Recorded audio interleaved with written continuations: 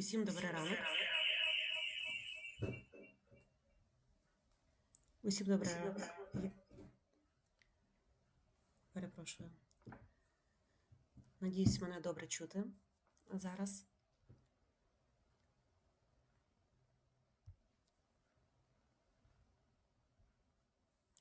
Чекаємо на інших учасників тренінгу.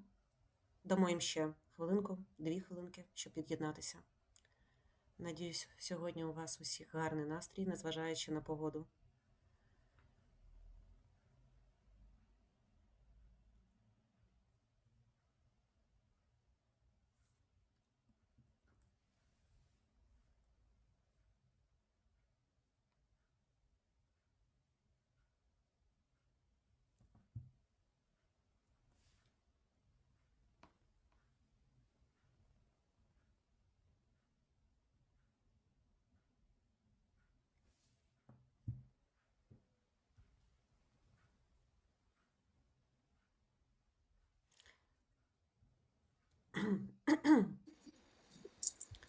Тетяна, ми готові?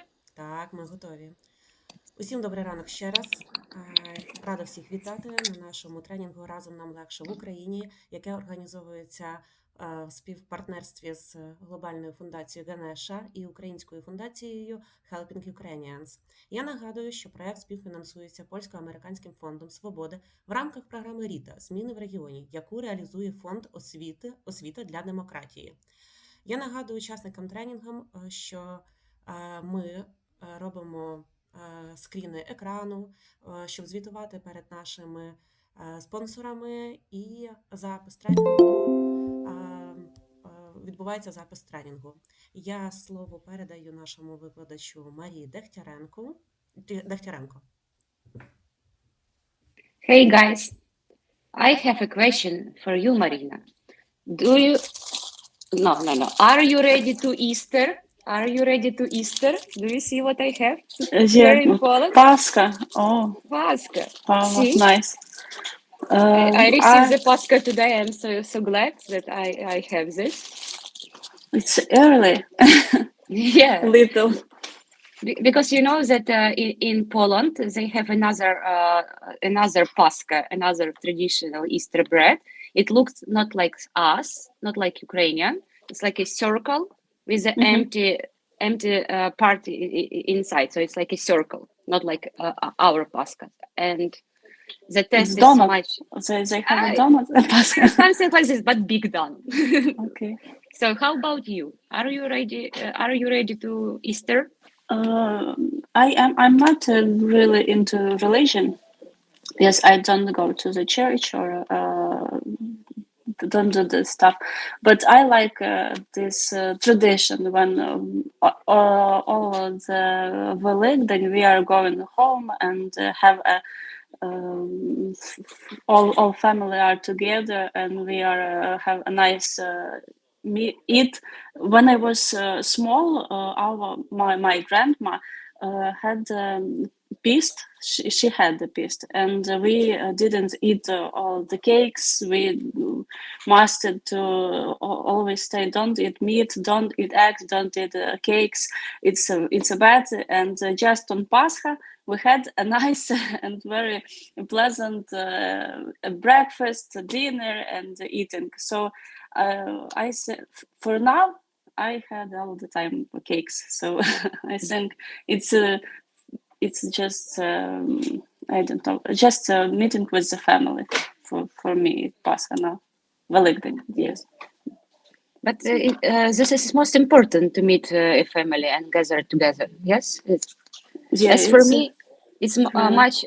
It's more important that Pascha and the traditional bread and the church, that it's like just a reason to gather it together. So, yeah, I agree with you. Dmitro, how about you? Do you like Easter? Yes, Easter and Christmas, it's one of my favorite holidays in life, because it's a great occasion to meet with family. Unfortunately, for last 3 years, I haven't seen my family at Easter table, but I hope that in future I will change. I also want to apologize because now I'm in a small deployment, so today I maybe will have a bad connection sometimes, but I will try to be online.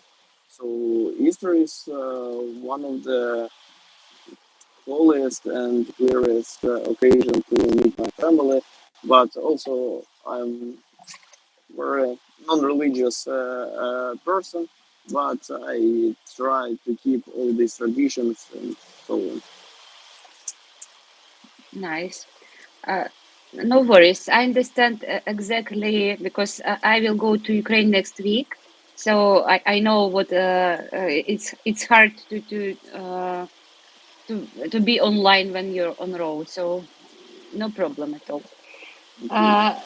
And because of that, because I will go to Ukraine, we will have you will have lessons with me on Monday, not with Asef, with me. And on Friday I will be in Kiev because we gathered some help to Ahmadit, and I should deliver this help to Ahmadit. So I will be in Kiev next week, and maybe we will see each other who is in Kiev nowadays. Okay. Mariana, can you tell us, did you prepare something for Easter or not already? Some eggs, some pasta? Mariana not with us, I believe. Irina, are you with us? Yes, I'm here. Okay, do you like Easter, Irina? Yes, of course. It's one of my favorite holiday. I like the atmosphere of Easter, this holiday. I like when the family gather together and we have breakfast together. I like the preparation before Easter. I like to bake Pascha. I like to make krashenkas and pisankas and cook sausage and meat, special meat, to bake meat. What else? I know that this Sunday we celebrate Willow Sunday, and I like to go to the church and sanctify willow branches. And then after it, we go home and we beat each other with these branches of willow branches and say, be healthy as water, be beautiful as willow, and be rich as earth, something like that. And it will be Easter in a week or something like that. I don't know the exact translation. Do you go to the church on Saturday or on Sunday? On Sunday, in the morning. Mm-hmm. In the morning. Because in some region of Ukraine, people go to the church on Saturday. So I just... No, it's maybe people go to the evening service, but I know that it's the holiday, Willow Sunday, Вербна неділя, and people go to church on Sunday with willow branches. I'm talking about Lviv region. They are going Saturday. So, and I was surprised about this because in Kiev, I'm from Kiev, Sunday is my main day of Easter. Okay, so we have the same tradition with you. It seems to me that in Kiev people don't celebrate Easter like in western part of Ukraine, because in Kiev they just like to go to church with buckets full of food, and then after they sanctify all these dishes, they go out of the church and start to eat them. I don't understand this. They don't go home, but they just can sit on the benches, and near the church, and start eating all these dishes. And they even sanctify wine or vodka, горілка. And I don't understand this. Okay, so I did not see vodka in church, but maybe you're right, because In the baskets, Mhm. they always have alcohol. I don't say about, that in Kyiv there are a lot of people coming from different parts of Ukraine, and they live there, and they bring their traditions to this place, which they were taught from the childhood, from their families, and but of course, if people lived in western part of Ukraine and they moved to Kyiv, they bring their traditions and their ways of celebrating holidays to their families and to Kyiv. But we know that there are a lot of people from other parts of Ukraine, and some of them even don't celebrate Easter at all. As for me, I try to show my respect to different tradition in Ukraine. Once I celebrated Christmas on Lviv region, and I was surprised that they eat all meals on Christmas table with one spoon. So, and if you will ask me, I will tell you that for me it's not good tradition, because I don't know those people, and for me it's weird, to eat with strangers with one spoon. But I try to show my respect for them, and still eat like others do. So I did the same. And I'm sorry, is this tradition from Lviv region? in Lviv, yeah. It's interesting. Yes. So Maybe they use this spoon to put some food into their own plates. But they show like that. Do they put the spoon in their mouth?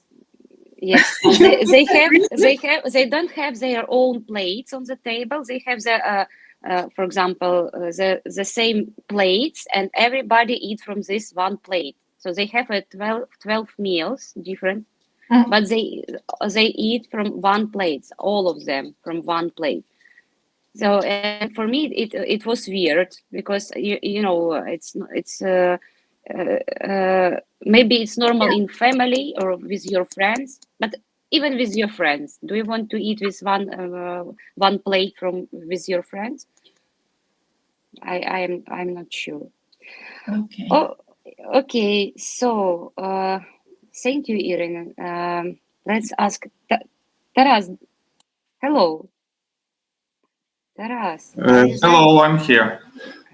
Nice to see you. Nice to hear you. Okay. So how are you? Are you ready to Easter? Not yet, but I'm preparing. So you in the process. In of the process, preparing. yes. Okay. So what you will prepare to Easter?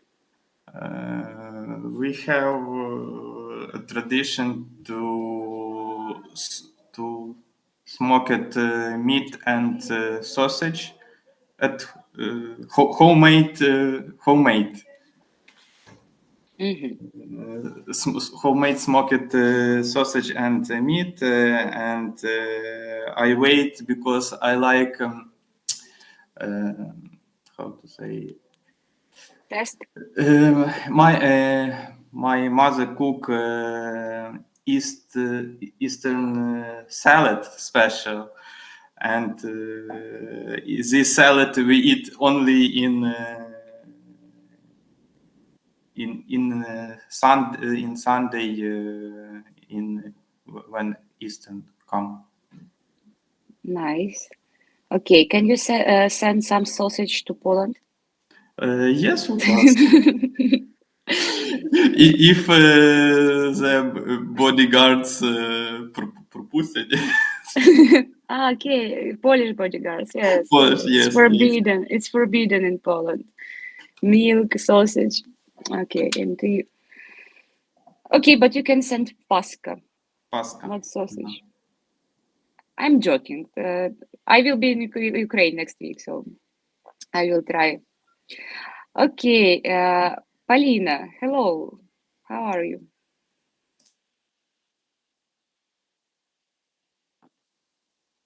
Polina, are you with us? Okay, Polina is not with us.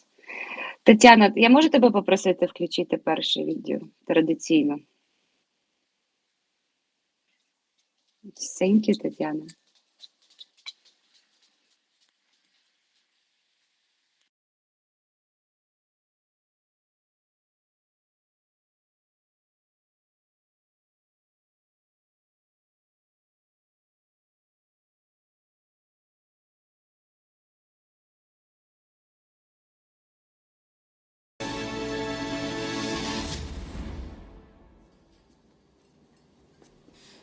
This is the Beard of Doom rocket?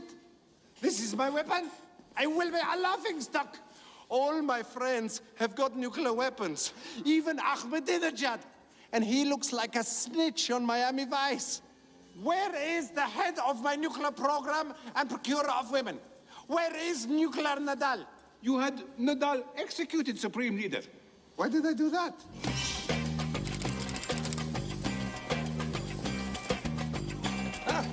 Supreme Leader, Ah, Nadal. we are just months away from refining weapons-grade uranium, and we are set to test the missile next week.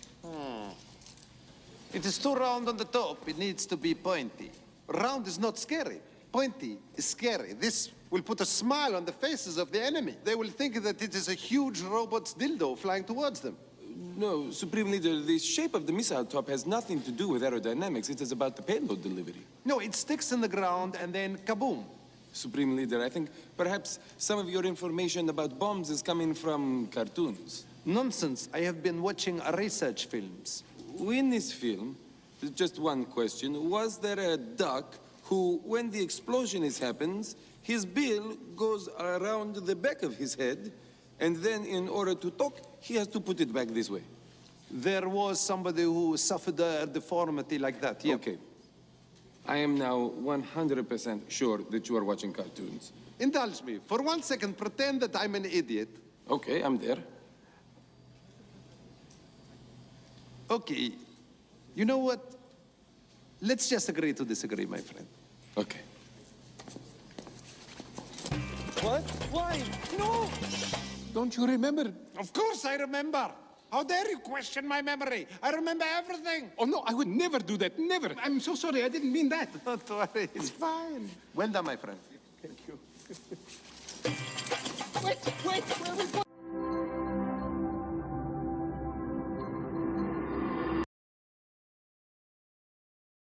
Amazing turn of events. Tamir Mafrad is being taken away. This constitution is nothing but a license for oil companies and foreign interests to destroy my beloved Wadiya. Wadiya will remain a dictatorship.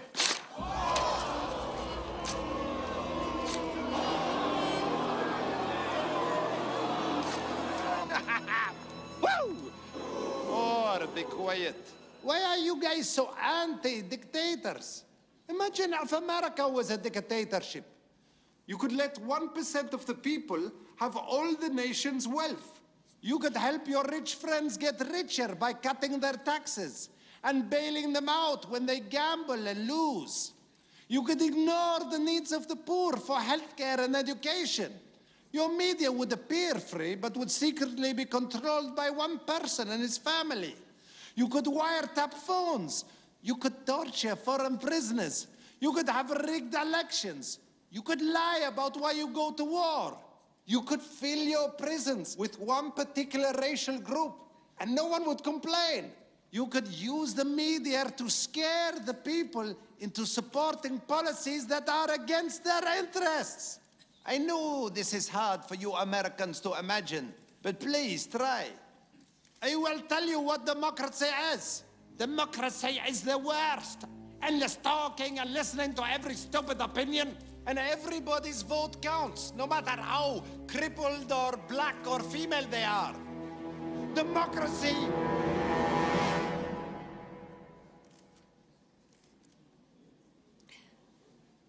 Democracy has hairy armpits and could lose 5 pounds. Democracy looks like a midget in a chemo wig. Democracy, your mother called the other day and I forgot to give you the message. It was something very important about your grandmother. Democracy kisses you because she wants to, not because her father is in the next room chained to a radiator with electrodes attached to his nipples. Democracy is flawed. She is not perfect. But democracy, I love you. And that is why I call for real democracy, a real constitution, and real elections in 1 year.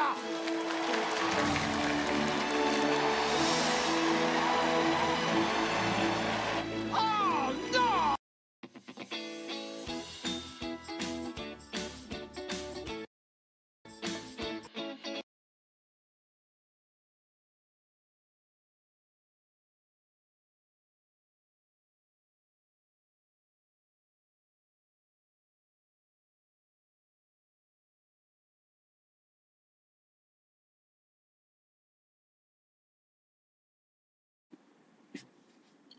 Okay, hi guys.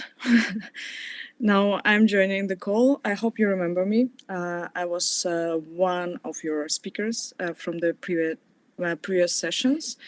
My name is Olga, just to remind you, if you forgot, I was telling you the stories about Argentina.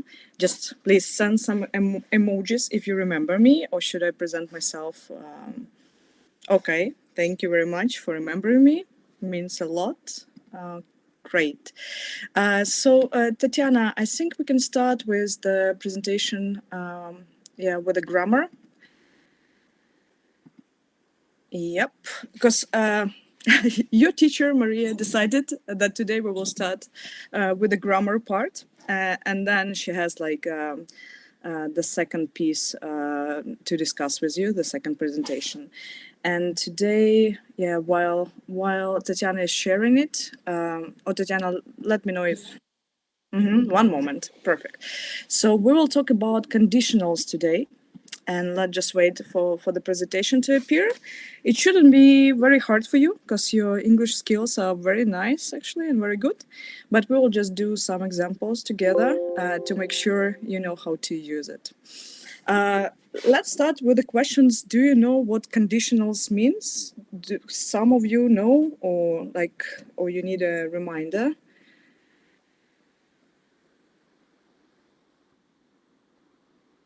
Like anyone? You can just guess. You can make a mistake, you can be wrong, just if anything pops out in your mind, how to use them.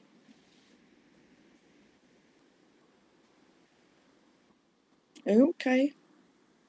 Okay, that's good.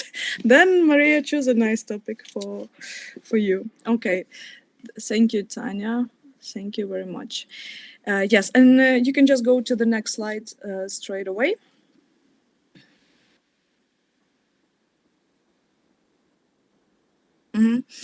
So I'll just remind you a bit how we use it and when we use it, and it's very simple.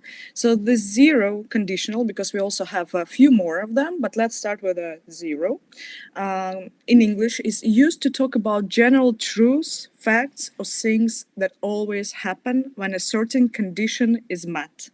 So basically, as you might see, it's when you are sure about the facts, right? Then you can use this thing. So about the simple truth, and that's why, Tanya, next slide, because I think I have this information on the next slide. Maybe we can give some examples. Yeah, we will. Okay. So, so we using the zero conditional when we talk about the generally true, especially for laws and rules, which I assume you guys like. And the structure would be, you can use the word if or when plus present simple. And again, the second part in present simple. So it's all only present tense. And if or when, they can be like both of them you can use. And now, for giving you some examples, For instance, if I drink too much coffee, I can't sleep at night. True? True, because I'm talking about myself, and I'm pretty sure I won't sleep if I drink coffee. Another one, for example, ice melts if you heat it. True? Do you agree with this? True. Good. So this is very simple as it is. Tanya, next slide, please. Yeah, and let's just go with this example so we can see how it works. If you study hard, you will pass your exams. Here you have a grammar explanation. So here we have conditionals that describe the result of a certain condition. For example, the if clause tells you the condition. If you study hard. Так? Тобто цей point if, він дає умову. Якщо ти навчатимешся добре, hard, інтенсивненько, and then the main clause tells you the result. You will pass your exams. Тобто це те, що ми чуємо від батьків дуже часто, і вони праві, будеш навчатися добре, здаш свої екзамени. Вибач, що я тебе переб'ю. Получається, у нас нульовий кондішн, це коли present simple і present simple, це коли очевидний факт, там вода кипить при 100 градусів, коли сонце сідає, стає темно. А first condition, тобто перший condition, це коли ми даємо причину і що станеться. Тобто і у першому кондішені у нас структура present simple, а потім вже present future. Тому if you start hard, you will pass exam, це вже first condition. Am I right? Yeah. And so, like, guys, do you understand right now what we're talking about? Any questions, or like we can just proceed to the examples? How you feel like? Okay, looks like everything is super simple. That's nice. Then, Tanya, let's move for the next slide. Good. Thank you for your reaction. So we know we are good to go. And here, like, you have more examples because, like, you know that in the next slides you will give us examples. So that's just for you to give you a little bit more of information. So as Maria said, if you heat water, it boils. If it rains, the grass gets wet. If you mix red and blue, you get purple. If people eat too much, they gain weight. So as you can see, it's a facts or general truths. Or as I said, with the coffee, it's my own truth, right? Because I know myself. Okay, and let's move to the next slide, please, Tanya. So here you have this general formula. And let's try you with giving us some examples, how it might look like. Who wants to try first?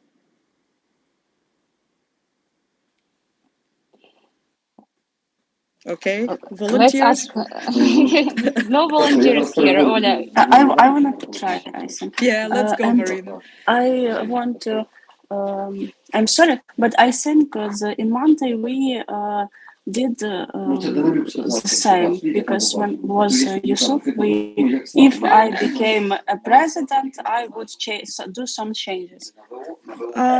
We learned actually, kind you of. see, kind of, because you see, here is the rule: you don't use would. Actually, this is like I understand, but it's a kind of. I remember that we had some. Do you remember how he called this? Do you remember how he called this topic? How how was that? What he was talking about? Like, what was the rules? With Yusuf? You don't remember? Yes, how it's called, I don't remember. I remember examples. Okay.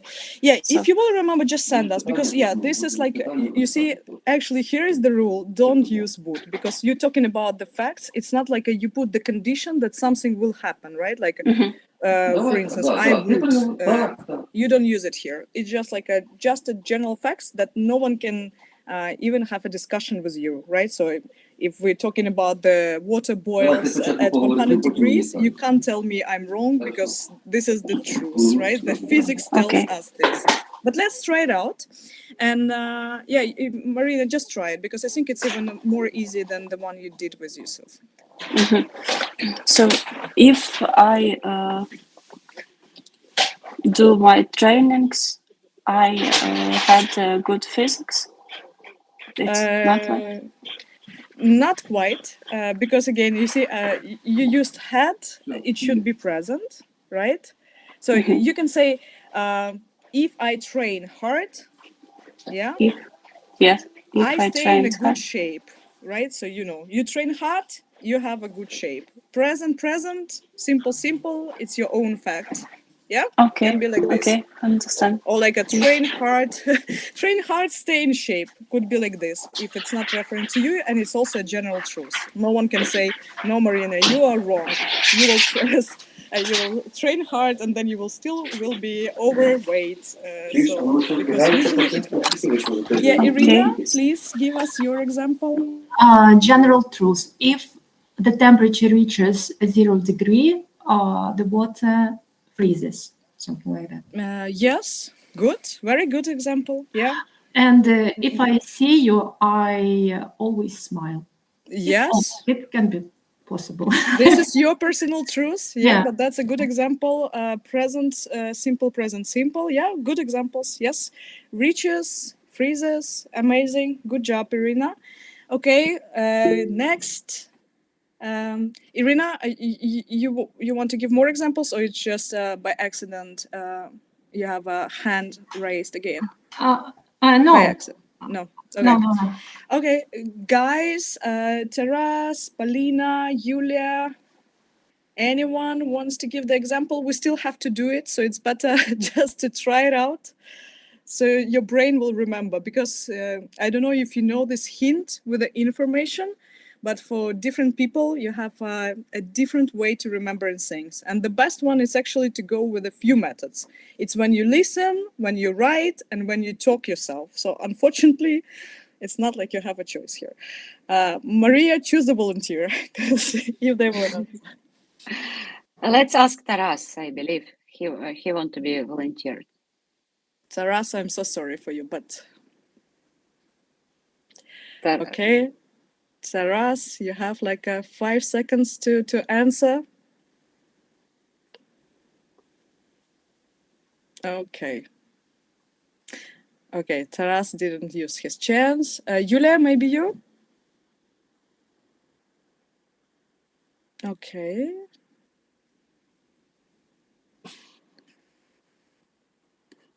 I can also see Alexander, for instance.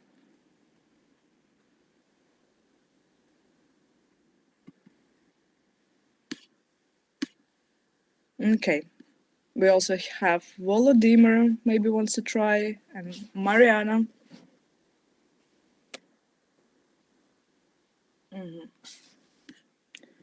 Yeah, Dmitro, I believe you have a bad connection here, right? Okay, guys. Yeah, you're right. But yes. Maybe I will try. Try, please.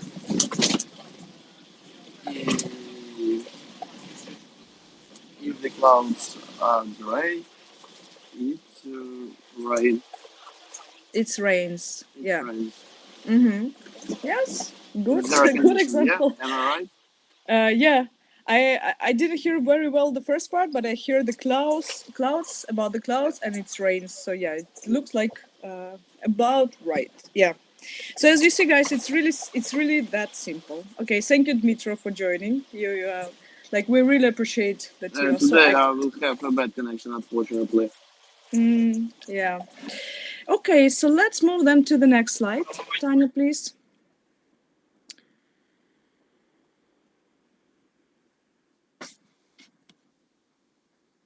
Yeah, Maria, and if you're here, you can start with the first conditional. Yes, I already told that first condition, the structure is if present simple and plus future simple. So the structure is like this. And I already gave example that if I study hard, I will pass an exam, for example, or if I buy a ticket, I will go to Ukraine, or so something like this. Let's try this our group. Marina, do you want to refresh your knowledges which you received with the SEF and try this type of condition? Yeah, I think about that if I will win lottery, I buy an apartment for myself. Not bad, actually. Yes, not bad example, Marina. I like your way of thinking. Yeah. I wish you And luck. if I will say do training much, if I will do my training much harder, I will be like a model. I would. Yeah, Be I will. beautiful. In this case, I yeah, here you use will because again we're talking about the general truth, right? So it's not like a try to avoid would in here. would. Oh, okay. Just like I will be a model, you know. I will. Yeah. If I train Okay. harder, I will be a model.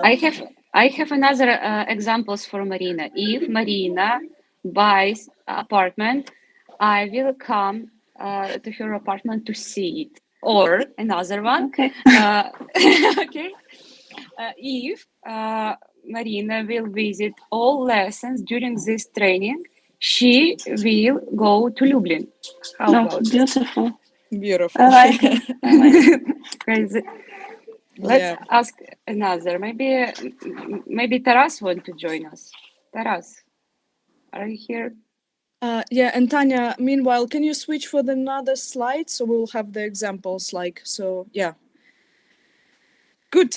So you can also see some examples and try yourself out, and you have the formula here. So it should be easier. So guys, please join us because like it's a bit boring without your participation. Who wants to try?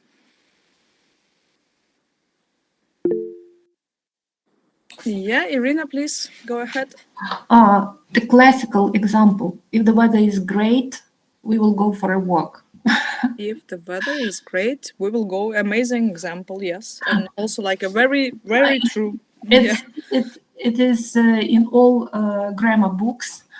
It is given in all grammar books. And for example, my example, I will tell you if I know all the details of the case. That's good because you also can switch the parts, right? So the example you gave, it's actually a nice one because in this like in your example, you can switch them. If can go like first or it can go later. And the second part, it's totally all right to use both ways. Okay, good example, Serena, from the book and from yourself. If Dmitro, no, not like this. If connection good, Dmitro will join us and will give us some examples. Dmitro is our last hope. So it's which type of condition? Because I don't see. First one, Dmitro. First conditional. If I see you tomorrow, I will hug you. Amazing example. Is it true, Dmitro? Yes, definitely. That's it. Okay, thank you, Dmitro. Great examples. Thank you. Tanya, let's move to the next one. I think it's the last one that we have. Yeah, and it's about the second conditional. It is used to imagine present or future situations that are impossible or unlikely in reality. The structure is usually if plus past simple plus would and plus infinitive. And Tanya, can you also switch for the next slide straight away, please? Thank you. So when if is followed by the verb be, it is grammatically correct to say if I were, if he were, if she were, and if it were. However, it's also common to hear the structure with was. especially in the he, she form. I also hear like that people, they use different thing, and like sometimes you even don't know what is more correct. But let's try it out. And like, for example, if we had, I'll just give you some examples, sorry. If we had a garden, we could have a cat. And actually here could works for this example. Or another one, if I want a lot of money, I'd buy a big house in the country. Yeah, I would buy. So I think this is actually the examples that you have from Yusuf or something similar, but let's try it out. And Tanya, can you switch the slides, please? Yeah. So we have them here, we have the formula, and let's try it out how it would work for you. I think this is the most complicated from the previous two, but let's give it a try. And who wants to be the first one? Yeah, if plus past plus would plus infinitive. Super simple. Yeah, Marina? I want to do it. I read that if I were you, I wouldn't live with him. Okay. I wouldn't live with him. Okay. With this your is a husband. very interesting. Like, seems to be you have. Maybe he is bad. I don't know. Okay. But bad friend's husband. That's okay. Fair example. Yeah. But bad situation. Okay. Good. Anyone else? Maybe some more positive examples from life? I like actually with the lottery more. Yeah, Irina, let's go. If I were a president, I would stop the war. Okay. Yeah. If I were you, I wouldn't do it. If I were you, I wouldn't go there. If I were you, I wouldn't talk about it or something like that. Okay. Good examples. Nice. And good that you have like you just catch it, so you can do them very fast. Very fair enough. Good examples. Okay, Dmitro, if you hear us, you can try. I know you are like catching things on the way. Yeah. I'll try. For example, if I if I want money, I would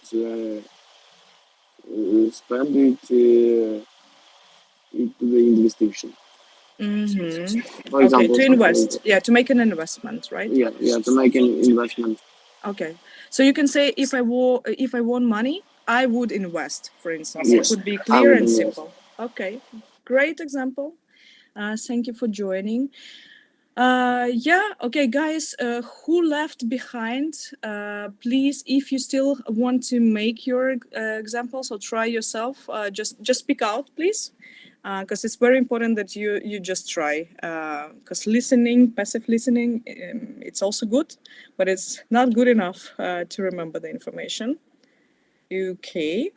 Yes, and Tatiana, I think we're done with this one. You can just switch to the next slide. I believe it's thank you. Yep. I propose to watch some video. One of them will be funny one, and another not at all. Not Tatiana, can we start with the funny one, please? 15? Yeah, or 15 seconds. Тетяна, 15 хвилин чи 15 секунд? Скажи нам правду. Чи 15 годин? Добре. Окей. Оля, can you repeat the subject of our lessons today? Of course. You mean our second part, or you mean a conditional? Second part. Okay, and I just closed that presentation. You know, I'm so smart. Just a second. So yeah, our plan was today to talk about the professional ethics. And I know it's a very important topic in general, in any profession, but especially when you're dealing with people and especially when you're representing the government. Because I think, yeah, for you guys, you kind of the first faces that people see when they cross the border line. And like, just talking from my experience, for me, it's very important when I'm coming to the new country and when I'm crossing the border. And basically, this is the first second when you already have your opinion about the country. So, of course, the ethic can touch the things, I mean, your, let's say, external communication with your customers in a way, right? Or it's also in an internal communication. So, but I think we will get to that because looks like Tatiana found the video, right? So let's give her a few seconds to start it. But when we're done with the videos, it would be so amazing to hear from you how you see it first, before we will go to the presentation. And also like me and Maria, we can share our examples, like our personal experience, because as I said, for me, it's actually crucial. When I have problems at the border, or like, I don't have this even nice smile or something like this, you feel a little bit awkward and unwelcomed. Okay, Tanya, if we're ready, let's watch the video. I'll just write down, because I have a great story to tell you about the crossing the border that I had. Hey, buddy. Thanks for joining. No translator today? No, I didn't think it was necessary. Why is HR here? Yeah, I just wanted HR here to make sure that we're all on the same page. All right, I'm adding my translator. I really wish you wouldn't do that. No, if you're gonna have your translator, I'm gonna have my translator. Please don't. Hey, thanks for adding me. Ooh, HR is here. You're in trouble. No, I wanted to start this conversation off by saying you are not in trouble. You're in trouble. The leadership team here feels like you're just falling a little bit short of expectations. They don't like you. Thanks, translator. Thanks. Your perspective is always valuable. So it's not that we don't like you, okay? It's just that we feel like you're currently not thriving, and we're trying to cultivate an environment where everybody's thriving, okay? So the plan that we put into place is really just gonna allow you to thrive. They're pipping you. Yeah, I got that one. So I know that I'm short of my goals, but the company as a whole is short of their goals. So does that mean that we pip the entire leadership team? Ooh, that was a good one. I really appreciate your candor. While I do recognize that we are behind on our goals, I can assure you that our leadership team is working around the clock to execute on our company's mission and drive strategic results against our core values. Yeah, he's saying that no, they won't be held accountable. Only low-level peasants like you will be held accountable. Hey, buddy. Thanks for joining. No translator today? No, I didn't think it was necessary. Yeah, Why is HR here? Yeah, I just wanted HR here to make sure that... Yeah, because it starts all over again.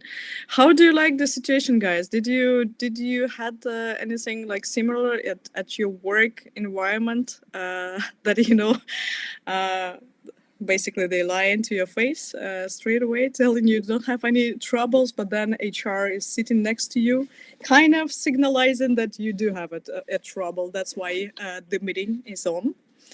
Any reflections on that story? Okay, great. No examples Maybe like this. government workers don't have HR in the government, but they have a kadrovik. It's even worse than HR. Kadrovik. I believe it's true. Yeah, but like in corporate environment, when you have the meeting with HR, you kind of, I'm sorry for the word, fucked. It means that you probably will not work in this company anymore. And usually in IT, for instance, they can fire you in 5 minutes. Dmitro, please share your story. It's my not personal opinion. It's just a life story of one of my friends when he was at meeting with hire when he applied for work. They watched his CV and told him, "Oh, unfortunately, we can't hire you because you're a Scorpio. You was born in November." He said, "And so what?" Oh, it's Scorpio, they're so aggressive. We feel that you will not suitable in our collective and so on, so you will be so aggressive and you will destroy all our working life. what a nightmare! My gosh, like yes, I can imagine this. Yeah, you're sitting there and listening to this bullshit and kind of, I don't know how you can even defend yourselves, saying, "Yeah, I'm sorry, I will reborn." Kind of thing. No, he said that thanks God, if they have some such Attitude, right? yes, such attitudes, it will be even worse if they will hire me and employ me. Yeah. So he said that God saved me on the beginning. Yeah. But that's good that your friend is philosopher. You see, he has like a good approach to life, not taking it personally. Yeah, because people are crazy sometimes in the companies, especially the higher team. It can consist from different people from different backgrounds. Some of them are like astrology, for instance, you see, or whatever might come into their minds. Yeah, so it's totally unprofessional. And going back to the ethics, is something that shouldn't be happening at the work places. Okay, Maria, do we have another video, or I can just drop my story about crossing the Yes, border? we have one, and Let's watch it then. it will not be funny. So, Tatiana, Not funny, okay. no funny at all.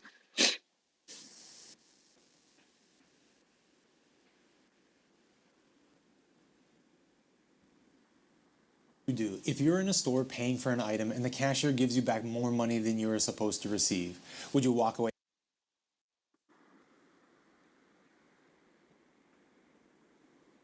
happy that you got a better deal than you were supposed to, or would you correct the cashier and give the money back?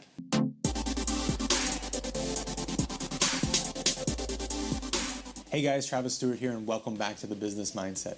We are faced with ethical dilemmas almost on a daily basis, and unfortunately, some people don't always follow the moral code of doing what is right. They don't consider the cause and effect of their actions, putting their own benefits before anyone else. Going back to the example of the cashier, if you walked away with the extra cash thinking, well, they should do their job better, or it's fine, the company factors in for human errors. What if that wasn't the case? What if the cashier had to personally pay back any differences when cashing out at the end of the day, or worse, what if they lost their job as a result? Let's do another classic example of an ethical dilemma. Let's say that you control the switch on a set of train tracks. The train is currently going to hit and kill 5 people on that track. If you switch it, it'll only kill 1 person. But here's the dilemma. You are now responsible for the death of that person. What do you choose? Not an easy choice, is it? Likely, most of you would save the 5 over the 1, but let me add another factor to the train dilemma. What if that one person on the other track was someone that you knew? If that person was your mother, your spouse, or your child? Is your answer still the same? Each year, 1 in 7 large corporations commit some sort of fraud where they put their personal gains before those who would be impacted by the unethical action taken.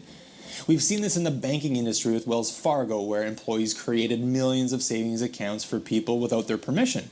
Car companies like Volkswagen lying about their cars' emission results. Oil and gas companies such as Enron that had billions of dollars in debt from their financial statements, as well as Facebook, who provided users' personal data to Cambridge Analytica without their users' consent. So why is it there are some companies putting the cart before the horse when it comes to ethical behavior? Is it ego? They don't want to show weakness? Was it the pressure from shareholders to meet or exceed quarterly or annual results? Despite the ever-growing regulations to stop unethical decisions from being made, these type of unethical business decisions are still happening today. Of course, the examples I gave are from a general outside perspective of large companies, but consider the impact of a lack of ethics within all levels of an organization, not only at the executive level. A lack of ethics has a negative effect on employee performance. There are cases when employees are so concerned about getting ahead and making money, they ignore protocols of their work, which can lead to errors that impact various departments in the organization because the work has to be done again the right way. There are also times when employees have the mindset that acting ethically and following the rules will not get them ahead. So they're demotivated, which also leads to a decrease in performance. A lack of ethical behavior can also cause tension among employees.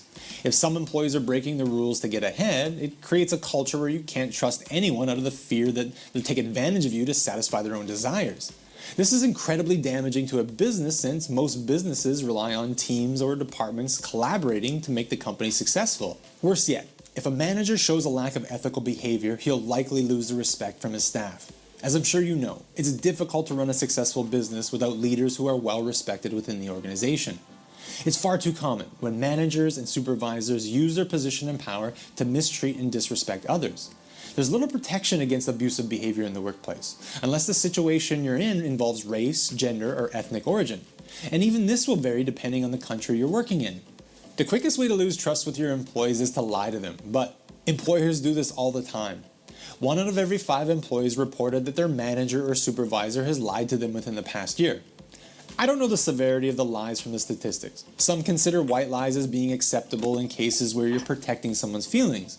But in the end, lies always reveal themselves, and at some point the employee will still lose trust with you for not being honest and straightforward with them. And if a lack of business ethics becomes known by the public, the business will lose credibility and trust, which is very difficult to overcome because the brand will be associated with that negative action for years into the future.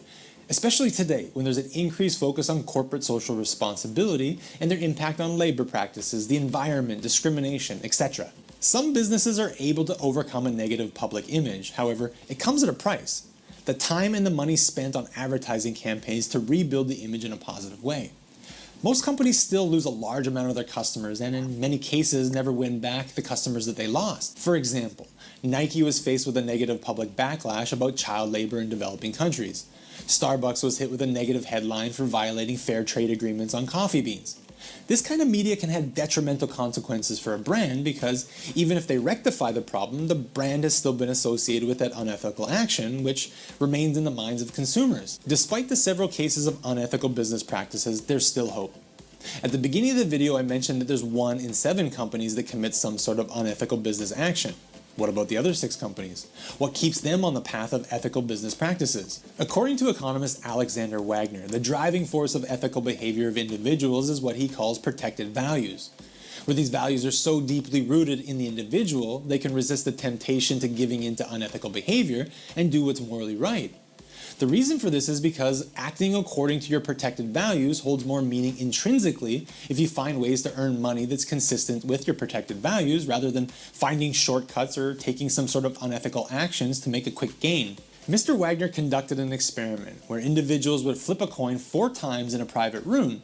Participants were instructed that they would receive $5 for every coin flip that landed on tails. Because the experiment was anonymous, the participants could provide any answers they wanted. Although the probability of flipping tails 4 times in a row is very low, 40% of participants reported flipping tails 4 times, which is still higher than the probability. However, what was interesting was the other 60% of participants who didn't report flipping tails 4 times. They could have. No one was watching them and there was no penalty or disciplinary action for falsely reporting.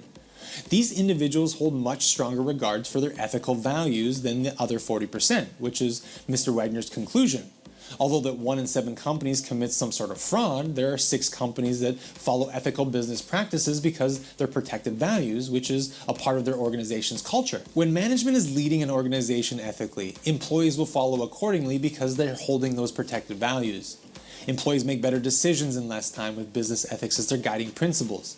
This results in an increase in productivity and a much higher employee morale and pride in the company they work for. When employees can work in a way that is based on honesty and integrity, the whole company benefits. Employees who work for a corporation that demands high standards of business ethics in all areas of operation, they're more likely to perform tasks at a higher level and are more likely to have loyalty to an organization. Business ethics doesn't only improve employee morale, loyalty, and culture. It directly impacts the company's short-term and long-term profitability. A company's reputation in the public also plays a major role when looking for investors.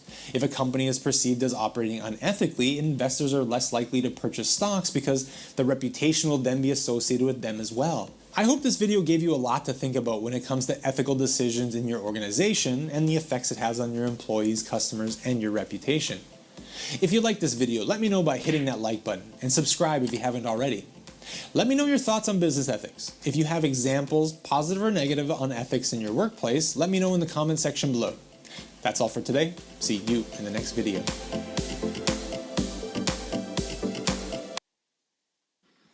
So I told you, not funny at all. Let's discuss. Ola, you told that you want to share some story with us. Can you? Yeah, so basically my story was about the border control. Once I was traveling to Ireland, And the whole experience to get the visa was actually enormously difficult, and it was before the war. So I'm not even talking about the whole conditions that you need to follow, pay money for the visa, stay in the line, in the queue to wait for your turn. In the embassy, they were not very pleasant as well. And in the end, so they threatening you all the time. You won't make it, so you will lose your tickets. And in my case, I was planning the trip for my team for the exhibition. So we had a chance not to lose only the tickets for the plane, but also the tickets for the exhibition itself, which is quite expensive. So in the end, we got the visa only for these 3 days of the exhibition, no day more than that. Kind of very, very strict corridor of our time there. So I already have the impression of the country that they kind of don't want us there, and they're doing everything what is possible not actually to allow people to come, even when you have a reason to come, you have money to come, you have tickets to come, and you planned everything ahead. So imagine, I'm coming like this, already exhausted with this visa because we got it in the last day, basically just before we need to go to the airport. So that was crazy. And we arriving to Dublin, Ireland. Of course, we're going to the border control to pass the guard. And then when actually it switched from my first not positive impression to my second first very positive impression, because the guy on the border line, he was very smiley, very positive, super welcoming, and he still was asking me the same question that they usually do ask you on the border control, right? Like what the reason of your visit, how many days you're going to stay, do you have your ticket book for the to come back home?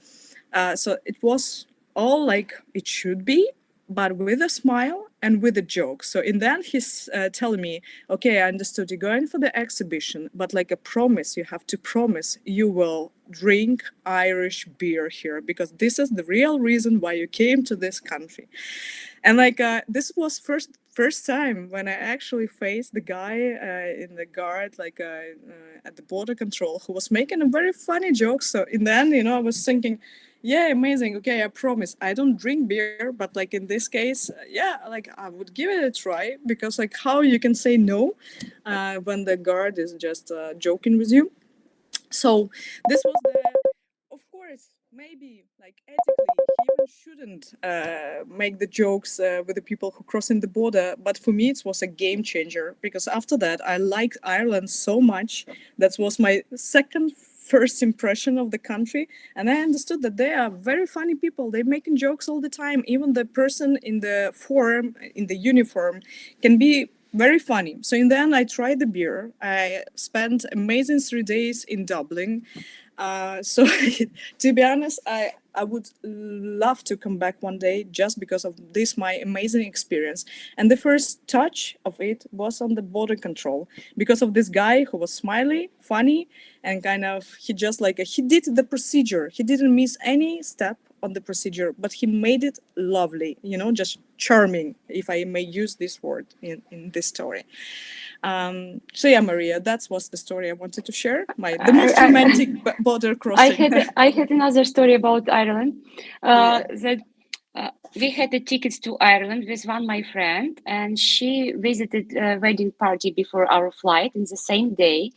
And she already came to the airport a little bit drunk, actually not. And then she bought a martini in duty-free store. And when she came to Ireland, she was already drunk for sure. And when bodyguard asked her why she behaved so weird, I said that she's just happy to come to Ireland, and he believed in this and allowed her to visit Ireland. But she was already drunk. Believe me, it was so funny, because she could not even stay on her own legs like this. For Ireland, it looks like it's normal situation, and they don't judge you for that. But yeah. Okay. Let's ask our group. Dmitro, do you think that it's normal for some workers can joke with you on border or during the border control? It all depends on situation on border crossing point. If we have normal situation, we have enough time for joke, why not? I think it's for relaxing atmosphere, for relaxing vibe, it's very necessary. But when you have a lot of people, you should properly and clearly check everything. You have enough time for jokes, so it's not this situation. It all depends. Okay, but But it depends on as jokes as always, well. For example, we will punish you, haha, or you will receive a penalty, haha. It's not a good something joke. like that. Yeah, it also depends. It all depends. But as for me, I tried in my work to make some jokes for relax people, for relax myself, and something like that, because they shouldn't be such, how to say it, like string, натянутые. Okay, so you do make some jokes at your work I try sometimes. if the situation allows to make to Okay. joke. And do you have some particular rules at work? For instance, I don't know, maybe your manager or like your boss, it's telling people, guys, like be more positive or like be more smiley, or in opposite, Be they more told you, negative. yeah, be more negative, For, be more yes, strict. I have such like say moral standards. First of all, I shouldn't behave polite to visitors, and if I had such, for example, problems, and yeah, I shouldn't separate it, or I shouldn't demonstrate to the others. That's my own private problem. So you should always stay calm and keep yourself in your hand. It's one of the great moral standards. Okay. Something like that. I try to be like that. Okay. And So you, I try to be friendly to everything, because I, we have such a high voltage. Because some people like make it wire, so you should try to relax and deal with it. you look like a friendly guy, so I believe you can be smiley at work. Yeah. It's better don't believe, because your appearance could be different to your characteristics, so Yeah. so it depends. Yeah, but I would just say that smile won't hurt. Again, just like from my personal experience, I usually travel also from Poland to UK, and there you can see the dramatic, like a very huge switch in the way how they perceive you, because like in UK they even have it as a rule, the any guard, like any government officers in any jurisdiction, that doesn't matter where you are, but they kind of obligated to smile, and they basically do it. That's why after Poland, when you come, you know, from the little bit grumpy guys, then you come into London, for instance, and people smile to you on the border control, and this is kind of normal thing to ask you how do you do. So first time when I came, I was so shocked, because like the police officer who is working in the airport, right? So it's like airport police. He kind of pointed on me and saying, "Miss," like, and I was already kind of stuck in there thinking, oh my gosh, I did something wrong. Like I will have a problems right now. And he was just worried about me because my shoelace wasn't done properly. So he was afraid that I will fall down. And he kind of pointed to me, "Miss, your shoelace, like fix your shoe." And then I realized that, okay, probably this was also the first time that police officer was taking care about my shoelace, so I won't hurt myself in the airport. But the smile is really kind of a normal thing there, which is for me as a client, when I'm coming, it makes a huge difference, because when I'm coming to Poland, for instance, when I'm on my way back, the first thoughts I have that I did something wrong already, just because the person don't smile to me. And this body language, it's actually relaxing you a lot. So if you will just hear "good day" and just a tiny smile, like Mona Lisa smile, it's switching your mood straight away. And when you see the grumpy face, you kind of, my gosh, something wrong with me, like definitely I forgot something, or the passport is wrong, or whatever is wrong. So yeah, UK kind of they started this big change, I would say, but it's already for probably dozens of years, because I also were talking with my friends who live in UK for a long time, and they're saying that they used to this so much that when they traveling, they really feel like criminals when they arrive to another country, and this judgmental face kind of put the doubts in your head. So UK rules. From other hand, the problem with this, I don't know, kind of changes to the attitude that sometimes they can't actually stop the person who is criminal just because they are too nice to do it. So I also I saw the person who is breaking the law, and the police is just being so polite that they can't hit him. So he's just running away, and the police kind of standing there and just looking what they can do. So there is a price for the politeness, I would say. But Maria, I'm giving the word to you. We discussed British politeness previous time, because we have a guest from UK, and she told a lot about politeness and what English politeness really mean. So yes, I had the same experience in British airports. So yes, they were polite. Everybody polite there. So let's ask Marina. How about you? Do you have a good sense of humor or not? Are you joking at work? Do you try to be polite? Are you try to be polite all the time? Do you have a poker face on your work, like give me your passport? In my unit with my colleagues, we had humor here, and because we nice collective. Yes, it's we can speak normal. Nice team. But yes, nice team. Okay. So here I am smiling and polite, and I like to be here with these people. But not always it's normal for others, because military commanders aren't very polite. They don't like smiles. And I don't think that it's very normal. And if they are smiling, and I think something is wrong, because why what happened? They just it's I think maybe it's normal when they're screaming.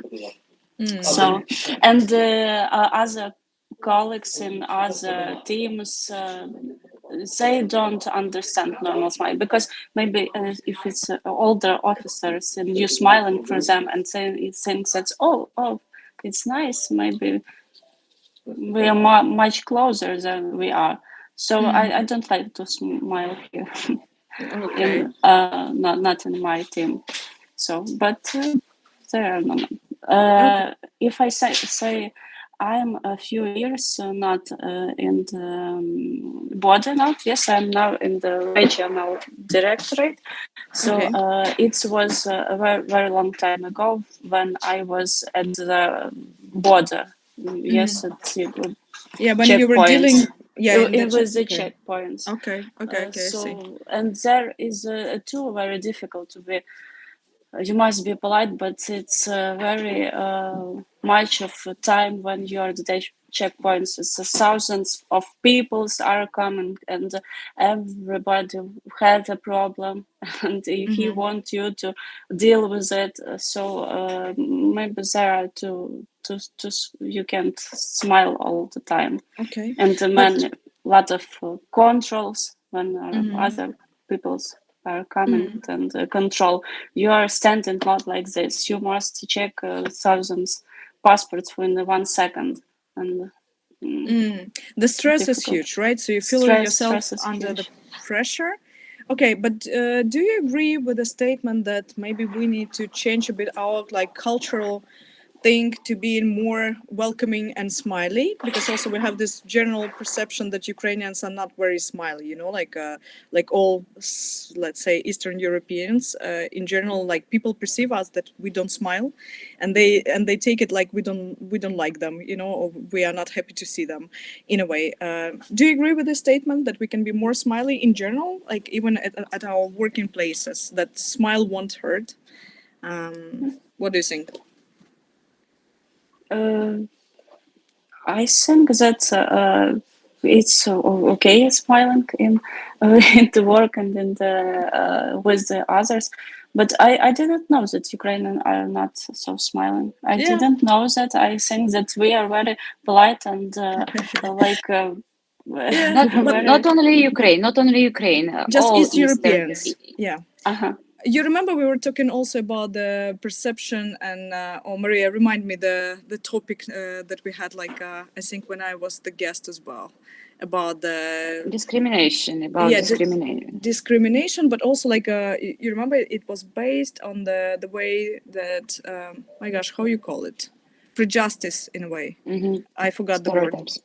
Yes, stereotypes. Thank you. So one of the stereotype about Ukraine, like in Europe, that as all East Europeans, so they actually calculate like all of us all together, like in this group, together with Poland, because they're also not very smiley to how it looks in Europe, you know. So that's how they can, I don't know, see the person from East Europe in the crowd, because we are not smiling, and people like in the West, they smile more often. It's actually statistically like that, because like when you see the person for the first time, you're thinking, I don't owe you anything, like why should I smile? I don't know you. Maybe you're like maybe you're bad, you know. So you smile to the people you know, you smile to your friends, to the relatives, but like when they see us just in the crowd, in the transport, you know, on the working places, usually they perceive us that we are not smiley people in general. So sometimes when I'm just meeting new people, I'm trying to be smiley. I was kind of even working on this part. I was trying to also kind of catch myself when I'm not smiling. So sometimes they're actually surprised to hear I'm from Ukraine, because they say, you're smiling so much, like what's wrong with you, you know? Like usually I have this kind of cold faces, and only after some time of communication, you know, we start to smile. Because I agree with you, we are very open, and I would say in a way caring, right? Like we do care for people, but they don't know about this, just because our face usually don't express this straight away. But good news, Oля, for you. Do you know that Eastern Europe does not exist? Do you know? Do you know why? Do you know why? No, tell us why, Maria. Because, for example, if we talk about Latvia, Lithuania, and Estonia, they say that they are not Eastern Europe. They are Baltic countries. Yeah, that's if true. We talk about Croatia, Montenegro, Slovenia, they say that they are not Eastern Europe because they are Balkans countries. If we talk about Poland, Ukraine, Slovakia, and we Czech think we're Republic, Central Europe, right? No, we say that we are Slovenia, we are not Eastern Europe. So after all, the Eastern Europe does not exist at all. So no. Yeah, but it does exist in the heads of the people who live in West, you know, because like it's also very yeah, no, in the West part, because for them, East Europe is existing, and for them, we look the same. You know, they can't say like where we are from. Even when I was in Canada, it's also actually it's not quite ethical question, but it's also a bit connected.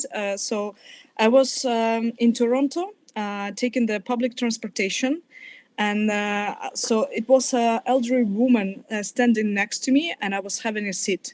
So I stand up, as we usually do in Ukraine, right? When we see the senior person, we of course want to stand and say, please take a seat, because I can stand and you should be seated.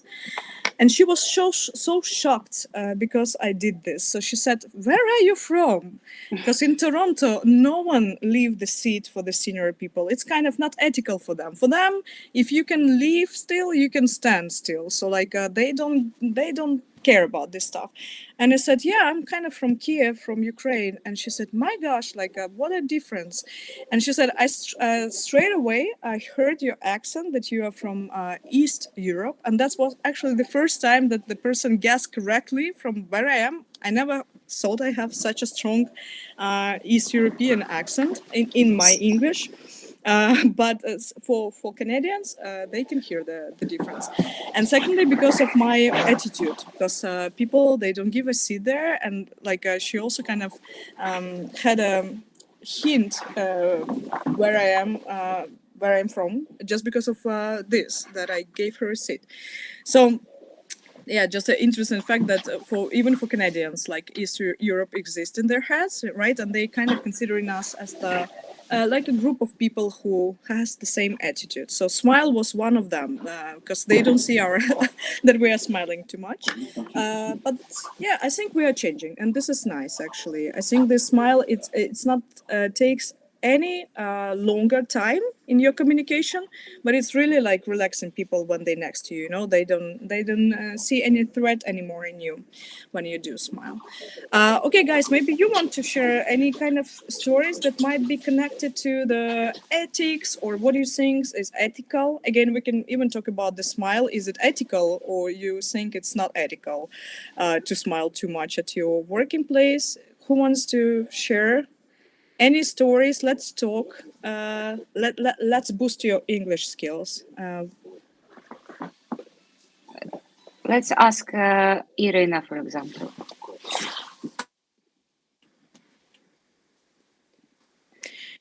Irina, we know you were there, so we know. We can feel. Yeah, Maria, I think you should kind of bring the penalties for those who kind of not talking and not using cameras. That's it. That they will be like not in the Do you list. think it would be ethical enough? Yeah, I think it's ethical. In my opinion, you don't talk, you don't go to Lublin, or you're not in the list of the finalists who should be taking part in this. I don't know how the competition works. I just know that you said that when you finish the course, someone will go, probably the best attendee, right? Who were more active. We will, of course, we will invite the best students to Lublin. And you know, the Lublin is a really beautiful city, and it's worth to see it. So yes, Ola, we try to establish some rules here, but ethical rules. Ethical rules, but it seems that the rules don't work. So okay. Penalties then. You see, I'm changing my mind from being too smiley to go and to be too a polite. little bit. Yes, I'm too polite. So like a time to be more beachy and like just to force people to work, which is awful. Okay, so guys, I don't know, Dmitro, maybe you are with us. You can share your opinion. What is ethical? What is not ethical? If you're here, or anyone else who is on the call. Okay, Dmitro probably lost connection. Yeah, just talking about the ethical stuff. In the company I was working before, in IT sector, actually we had the rule, and one of them was to use cameras during calls. It actually was part of the ethical norms and code of conduct, because when you speak to people, and because of COVID and war, a lot of work went online. So the company established the rule that if you have a call with your colleagues, you have to use camera. Otherwise, especially when you have a group call, you can feel lost, because no one reacts and you don't know what's happening. So that's kind of a new ethical norm in the IT world, that cameras are just mandatory. No one even asks you if you want, because people started to be too relaxed. With you guys, I know that you're probably sitting in the working place, but like in IT, the person can be just showering, playing with the cats. You never know what they do, or Cooking sitting in borscht. the bathrobe. Yes. So that's why the new ethical norms started to be, your camera is on and this is mandatory. If your camera is off, you're not there. So you're not on the call, you're absent. And in this case, it will reflect with your salary in the end of the month because you haven't been working. That's how the company see it. And again, talking about if it's fair, I would say it is, because otherwise it's hard to maintain the activity level and when you're working with the people. Let's ask Okay. Taras. Taras, are you with us? Maria? No, nobody here. See? Nobody is here. Yeah, Тетяна, put the minus. we should, Тетяна, ми повинні встановити якісь штрафи. Я не знаю, які. Треба подумати про це. Okay, maybe let's make a break and some persons will return after break. Yeah, especially we have just 5 minutes to go.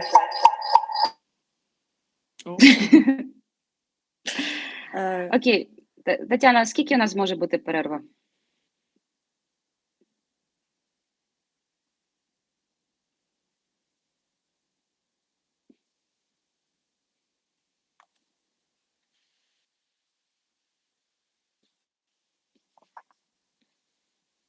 Okay. Дякую, що Great. уточнила, бо я би приєдналася трошки пізніше, чи раніше. Добре, Okay, дякую, see до you guys зустрічі. then. Давай почекаємо ще кілька хвилин.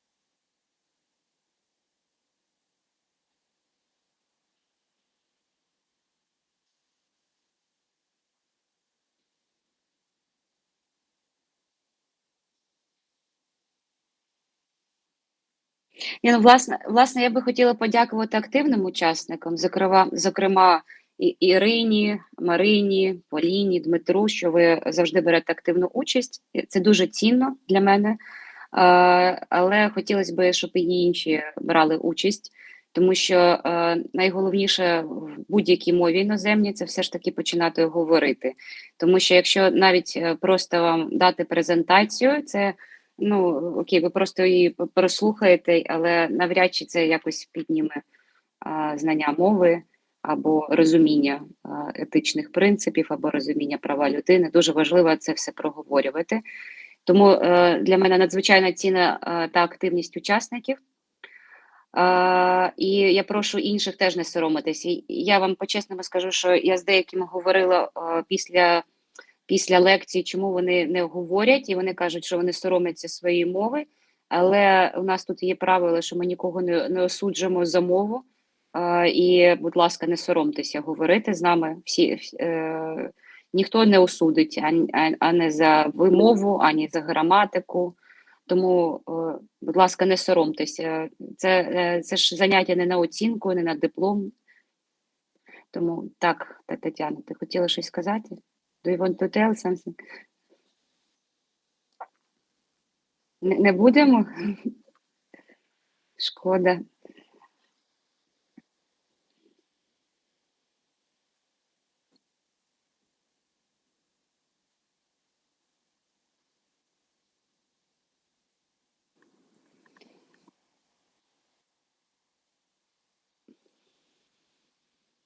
У нас дуже толерантна тут група має бути. Ми ж толеранцію вчимо, так що ми точно не осуджуємо, ми точно толеруємо всіх, як можемо. Добре, Тетяна, let's start with the TEDx video. Again about principles and again about ethics and again about professionals. Our favorite topics. Even I will be an expert soon in these topics. For thanks to for today. Thanks to this group. But guys, especially those who are kind of not super active, please listen carefully to the video because we will discuss it later. So it's important that you can just keep yourself busy with listening what's going on there.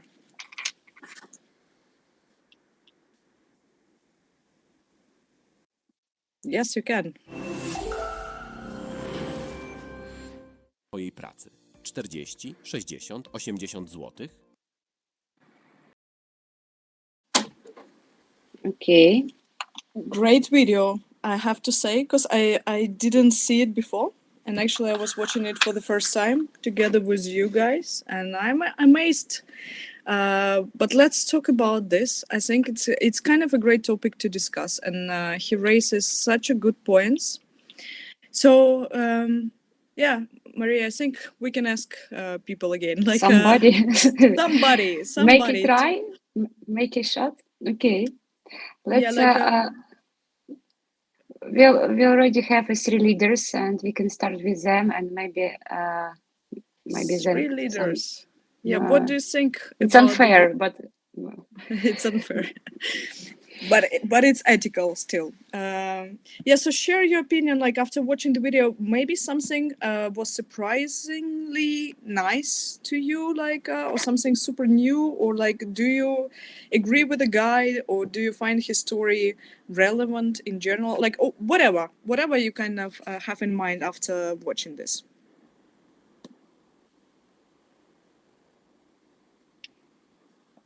you should choose leader one. Marina, maybe you want to share your thoughts about the topic and the. I wanted to share, but not about what he tells. I knew this man, Michael, because I had watched serial. He was a writer of this and the actor too. It's the best serial I ever watched. It's The Office. Maybe you know USA. The Office. Yes, he's the writer there. And then I saw him and did. Oh, it's nice. And I had on the YouTube TED. I watched some of the videos, some of the panels. They're interesting, and I think I'd want to see the more of it, and I would see, because there is a lot of what he said, and a lot of everything that I need to think about. But for me, it's interesting that we are people and always so egoistic. Yes. Yeah. And if I don't care, selfish. Yeah. Oh, okay, selfish. If I don't care about it, and I can't understand why the other people would be so much care about it, it's interesting, very moral for me to understand why is that man or woman, girl, children, maybe it's for children, they care about something that maybe for me it's nothing, and I need to be more polite about it. Nice, he said. Yeah. Interesting. Yeah. And what a great man. Yeah, that's nice to hear. You see, I didn't watch The Office, but what did you like about the series the most? Why you would recommend it to us? Oh, it's a mockumentary. It's I first watched it because it's like there are people in the office, and they're almost always at the office, and it's like they know that there are cameras, and that the camera are watching them everywhere. Watching them everywhere, yes, and. It's about relationships at works, and how deal with strange chief. Yes, because he has some. Maybe he's at the first. He's not ethical, not polite. He's crazy. He's make very strange decisions. He's speaking very not kind. But it's like. Перетворення, як he's changing his you can say, yeah, character, change. yes, he's and you understand why he is why he is like that, and it's very funny sketches. It's the first time it's funny, but there is some of drama, yes. Like in life. Interesting. Yeah. Okay. Thank you for the recommendation. I'll give it a try. Actually, I just finished another series, so maybe I will jump to it. I actually just finished on Netflix, and it was, I think the name of it was The Residence. It was kind of a detective story, quite new, where they had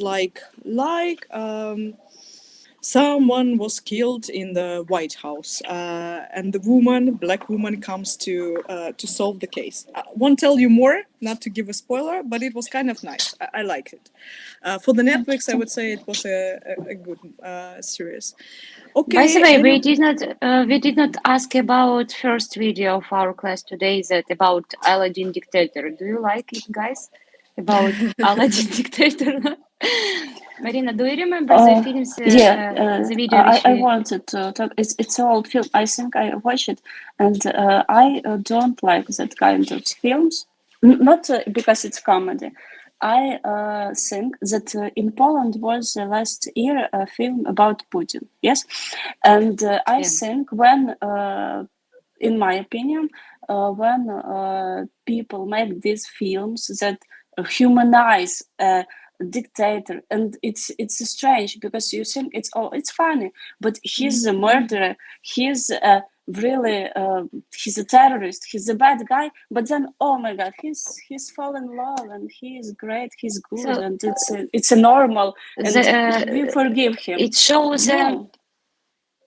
So they show them in a positive way, yes? Like a dictator is funny, it's not nice and bad, something like this. Yeah, yes, I agree with you. It's not normal. It's why I don't feel empathy to this man, and I don't want it to feel it. Yes, and how he fall in love and how he changed into a normal guy, and everybody forgives that he is a murderer.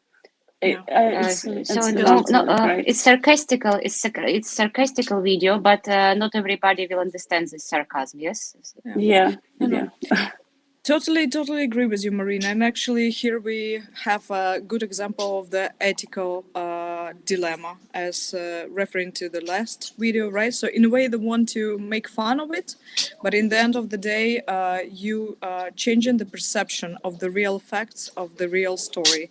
And it's happening also like nowadays, right? So if you don't know the story and you don't own the facts, then what you perceive from the, I don't know, internet or movies or whatever, some people, they won't go to check the truth, how it's really supposed to be, right, in our minds. And then you can take this as the new truth, and that's actually how propaganda works, right? They just change the piece of information. Because they're humans. Exactly. But in other hand, you know that Ukrainians make a lot of jokes about war, yes, and about Putin as well.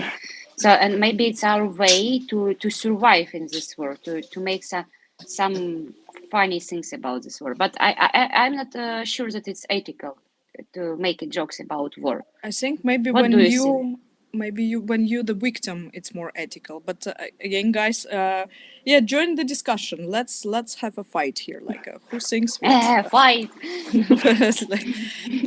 Just feel free to join in and share your opinion on the matter. What is ethical? Make jokes about war, is it okay? Or the victim can make a jokes, like for instance, we have been invaded, so in our case, can we make a jokes about this to support our minds? You know that even when some victim of war make a jokes about them, but the people don't know how to react for these jokes. You know. Dmitro, you wanted to say something, right? Just want to say that as for me, humor is like medicine or drug that, like morphine, that make your pain more painless.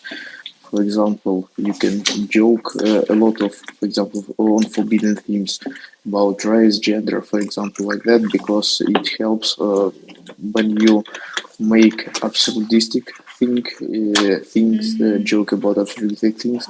It's helped to understand. It sounds so silly, so it it helps to you to survive this. I agree. So it can be ethical in a way, right? It's just a matter of. As for me, there are no forbidden themes. I am a huge fan of black humor and so on. So it just helps to understand that some things are so silly and absurdistic. Good just point. like that. So, in your opinion, the films about dictators is a good way to make jokes about them and to show how Like silly. this movie with Sacha Baron Cohen. For example, He has another great movie, Barat, about actually, I Kazakh like it. journalist. And when maybe 20 years ago this film was created, for example, firstly, a lot of citizens of Kazakhstan think it's offensive humor, but then they realized that the main a lot of jokes not about Kazakhstan, about understanding of American and Western civilization, how they don't understand how real Kazakhstan looks like. So it was like more ironic and satiristic view of Western views on the Southeast Asia countries, so Central Asia countries. You're right. It's also affected me in a way. The first thing, if you will tell me Kazakhstan, I will actually, my mind. Nice. Yes, I will. I will have this Borat in my mind. You know, like when. But then Ministry of Tourism of Kazakhstan use a lot of jokes. For example, this famous Borat quote, "Very nice," to promote Kazakhstan all the world. So as for me, it's a great movie. I like it very much. But that was a smart decision of them, right? To kind of use this meme and like rework it, make it better for Kazakhstan appearance on the world arena. Also, Sacha Baron Cohen has a great movie about homophobic jokes, Bruno, about Austrian designer of clothes. Okay, I missed it out also, like simply I need to catch. The last one it was actually that I saw, it was about Kazakhstan. Okay, Maria, such a good meetings you have. You see, I have already like a 2 recommendation that I can check later. So I would not ask you about your plans for the weekend. Yes, I will you watch have a lot. The Office. I will start with The Office and then I will go to Sasha to see what he has in his portfolio. You know, I have a lot of students from Kazakhstan, and some of them make jokes about Barat because first of they said that we are from Kazakhstan, and second, you know, Kazakhstan, Barak is from Kazakhstan. So some of them make jokes about that, and some of them it's offensive for them. You know that Kazakhstan was shown like this. So different people, different opinions. Of course. I'm just happy we don't have this Borat representing Ukraine, honestly. Like, I'm not sure. I'm not sure I will be happy. I agree partially with the humor part, and it is important. But again, this ethical thing, you know, what is okay for us, what is not okay. And also from personal experience, I just visited stand-up of Alexander Terran, if you know this guy, and he also like a partially disabled, right? He doesn't have legs anymore, but he is making a lot of jokes about this. So, for instance, so I went to see his stand-up like personally when I was in Kiev, and one of the jokes was that when he kind of speaks or like meet the girl online, and she's asking about his hate, like what hate like hate in the meaning height, right? Because you can pronounce it differently in English or US English. And he says, which height do you prefer?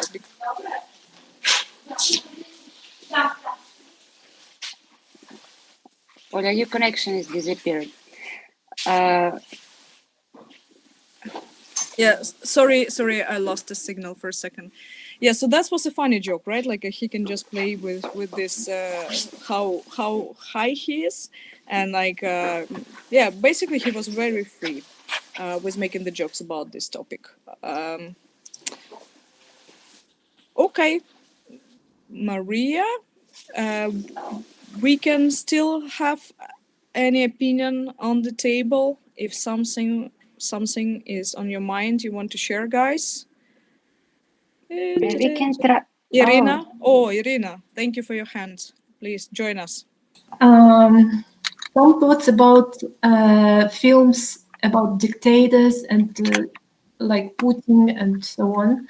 I think that such films are a kind of propaganda. And if we deal with Russia, they throw a lot of money to do such things like this film.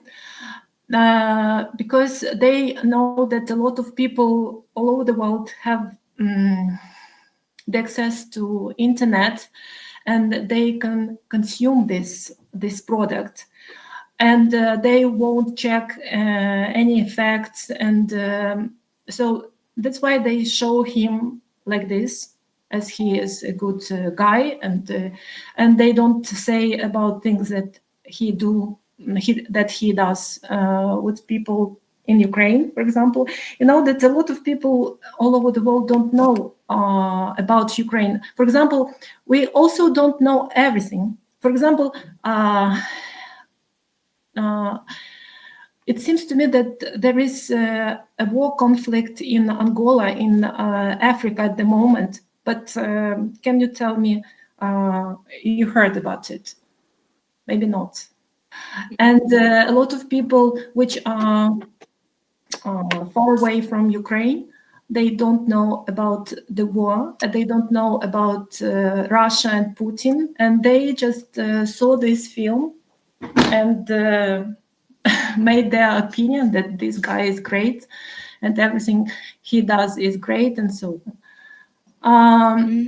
What about values and ethics? I think that it depends on the family where the person was brought up. Yeah, it's the case of upbringing. You know that now people seems to me that they are not taught to behave well, to treat people well. Money rules the world, and we live in the world of consumers. We just want more. We want some material things, and we don't think about our spirit. Dusha. Yeah, soul, you can say also. Soul, spirit. Spirit, yeah, about soul, and we don't care about other people. So there is the saying, it seems to me that it is from Bible, and it says that treat other people as you want to be treated. And maybe everything starts in the families, and parents should teach their children to be kind, polite with other people, and they have to show the good examples of how to treat other people, and what about as to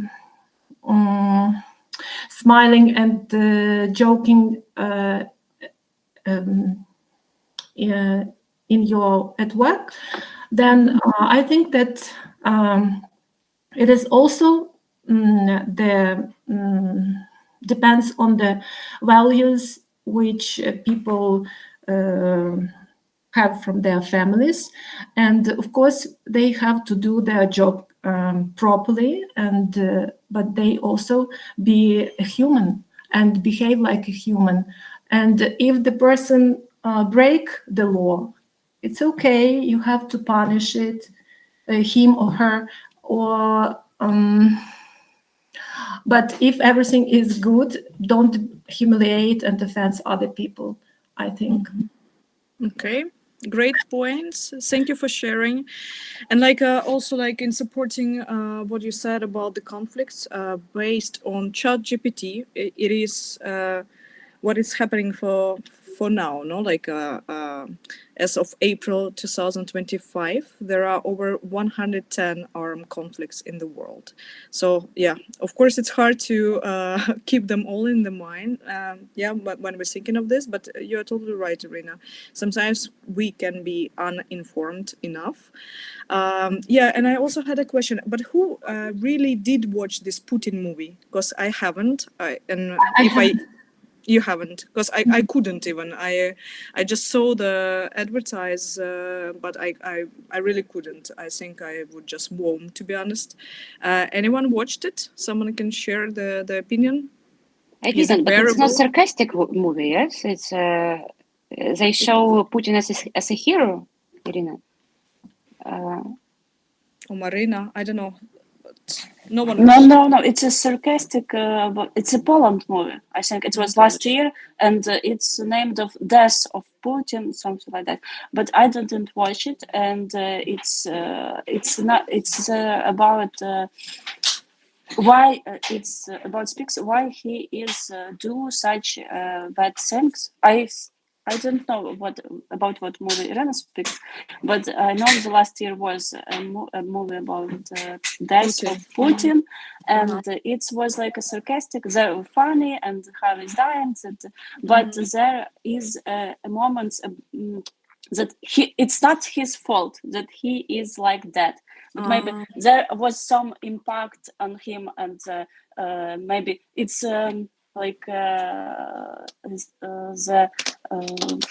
everything made him like this.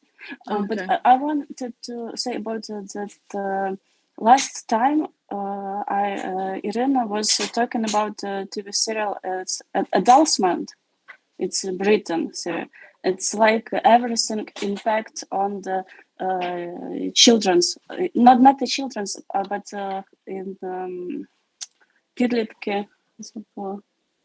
Teenagers, yes, and bullying about teenagers, and how that I think there is a lot of the teams that are not can't be joked about. It's like насилля, because children are very teenagers are very bullied in the schools, and if they are watched, and if they know that big people are, there are jokes. Yes, no, it's you are 30, 40, you joked about насильство, that you can do violence or abusing, that it's normal, and they are do in the schools it's these things, and how they it's not a good thing. And it's very interesting. I think Irina talked about it, and I saw a few series now. It's about bullying in the school, in the internet, the children's bullying. It's and there is a small guy. Marina, what was the name of this series that you recommend? Like the one of Adultment. Yes, Adolescence. Adolescence. Okay. Adolescence. Yes. Okay, adolescent. I think it's also on Netflix. Am I right? Yes. It was produced by Netflix, and you know that this series is great because different people see different reasons why this murder happened. Some of them blame the family. The other blame the internet, the influence of internet. The other blame the school, and it is very interesting to hear the different thoughts and opinions. What was the cause of the murder? Interesting. But did someone blame the actual teenager who committed the crime, or they trying also to find the reason behind it, or maybe sometimes the person is just guilty because of the person, or it wasn't. Some people blame the guy. Yeah, they say that he is a real psychopath. psycho. Psycho. Mm-hmm. And that when he talked with the psychologist. Yeah, psychologist. Yes, you're correct. He showed some features of the psychopath. Psycho. And some people think that he is guilty. Of course, he is guilty, but people try to find the reason why he did it. Yeah, sometimes it's just hard to believe that someone can be so cruel. Okay, that's okay. I'll put it on my list. I think that it is also the reason is the values which are in the families. But also the reason is the internet. We can't control our children what they do in the internet, what they watch, and who is even, like and actually who they communicate with. It's the problem. Actually, it also touches the recent problem, with our teenagers in Ukraine. You probably also heard about this loud cases when this Russian forces, secret forces, connecting to teenagers in Ukraine through Telegram groups, and find someone who can commit any crimes in Ukraine for, not even for money, because they are first looking for the sensitive information about these teenagers, and then they in a way force them to do bad things in order not to reveal the sensitive information on the internet. You probably also heard about how they Such cases happen from time to time. Some years ago we had the game Blue Whale, and teenagers who were in this game, they committed suicides. And, yeah, it's awful. It was not possible to prevent such cases, and it was terrible. And all of them, they were connected in the group, which made them to do some bad things, and then finally they committed. This is crazy. And guys, just another actually example. Maybe you will be interested. The recommendation from me, because I think this movie it also partially covers our ethical question. I don't know. Maybe someone watched it before. It's called All Quiet on the Western Front. На Західному фронті без змін. Так, є така книга, ремарка. Probably you heard. And it was a movie, it's kind of recent. And I was watching it because I love Remark, and I was reading it. And we know the story behind, right? So it's about the Germans. But in the movie, if you watched it, tell me your opinion. But I had an opinion after the movie that they're also trying to wash out the Germans killed. So they show the young boys that didn't know what they're doing, trying to survive the war, super scared, naive, that want to run away without understanding the whole thing. And again, if you don't know the history about the Second World War, you will have the opinion that Germans were just victims of their propaganda in the way they were, of course, but you can't just take out the whole responsibility of what the country was doing. And in a way, when it's appeared, I also see a lot of examples how nowadays even Germans, they trying to protect Russians in a way, saying, or they also the victims of propaganda in Russia. They not all taking the guilt of what Russia is doing. I don't know, any thoughts of this? Because I think it's a huge ethical question, actually. Do they have the responsibility of what their country is doing, or they are victims of the propaganda? And if you didn't see the movie, I totally recommend you. It's for me, it was very triggering, because when I was watching this, for me, it changed a bit of the way I was perceiving the information before. Even when I was reading the book, the movie was different for me in a way. So if I wouldn't read the book before, I would think that, oh my gosh, poor Germans boys, what a life, like what an awful experience. I think they were in France where they were dying. So yeah, first question, did you watch that movie? Did you read the book? Second question, do you think the nation can kind of have responsibility for what the country is doing? Or it's a Putin regime, propaganda, whatever, or 50-50? I don't know. Any thoughts on this? I want to share my experience, if you let me. When I visit Italy last time, all Italians which I met believe that it's only Putin's fault, and they blame only Putin. They repeat to me several times that you should not blame Russians. They don't understand what is happening in Ukraine, and it's so offensive for us because I believe that it's so offensive because in 21st century, everybody can check information through the internet, through some other sources.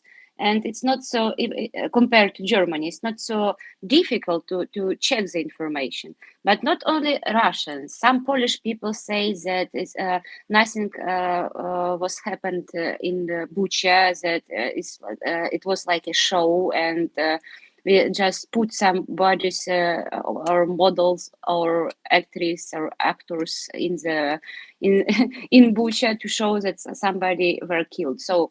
And for me, it was really offensive. So not only in Germany, it still exists in Italy and in other countries of Europe.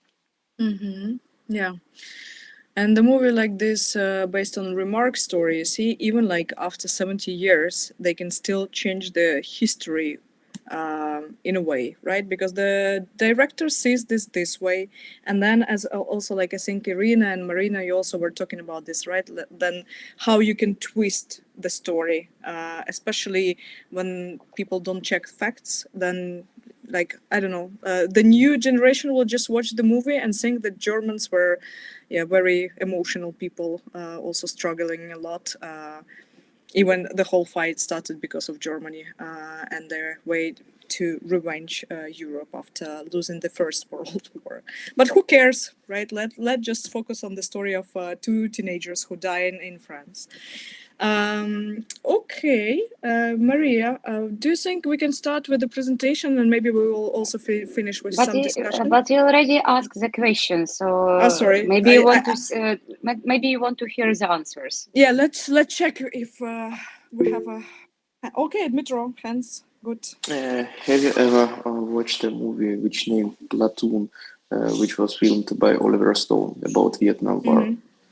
It's a very interesting movie when we can judge different about who was right, who was wrong during Vietnam War, and so on. But it shows about yesterday student, nowadays he's a soldier, which is played by Charlie Sheen, who was involved in this Vietnam War.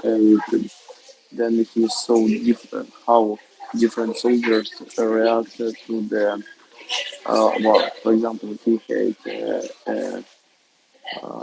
I forgot Barnes, Sergeant Barnes, and Sergeant I forgot his surname, which was played by Daniel Defoe. So how different people react to the war, how they behave during this war. Is it or they can committed awful massacre or Elias. It was a conflict between two Sergeant Elias and Sergeant Barnes, how they behave, and we just show how a regular person will behave in this awful time, in this awful condition, this awful time. He preferred to choose better you than me, or he tried to keep his humanity. It all depends. So these films showed not about who is right, who is wrong. It just show how can evolve a human person during this awful condition. It's more about not about who is guilty, who is not guilty. It's about human during this war. So it's the main accent. As for Okay. me, is for me because I know how regular soldier live when he live in these conditions, something like that.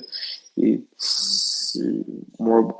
I think that type of films more about how a regular person will behave in these conditions. Ethical questions Yeah. unveiled there. Or he will say human, or who he will live like a